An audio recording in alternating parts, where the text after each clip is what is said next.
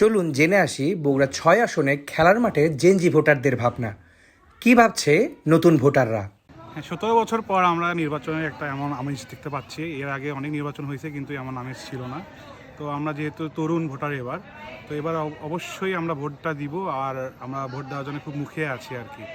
তো এটাই আমাদের প্রতিক্রিয়া। আর একটা ঈদ আমেজ কাজ করছে আমাদের মাঝে, সবার মাঝে। একটু আগে আমরা সবাই একত্রিত হয়ে ক্রিকেট খেললাম। আমরা যে নির্বাচনে এবার পার্টিসিপেট করতে পারতেছি, মানে এটাতে আসলে অনেক শান্তি লাগতেছে।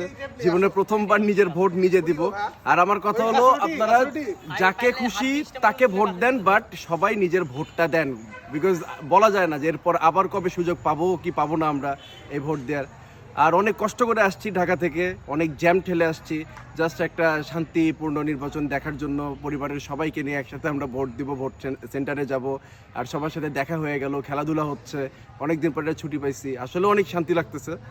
আর তার সাথে হলো, মানে যে দলই জিতুক সে আসলে বাংলাদেশের জন্য ভালো কিছু করুক, আর আমরা চাই শান্তিপূর্ণ একটা নির্বাচন হোক।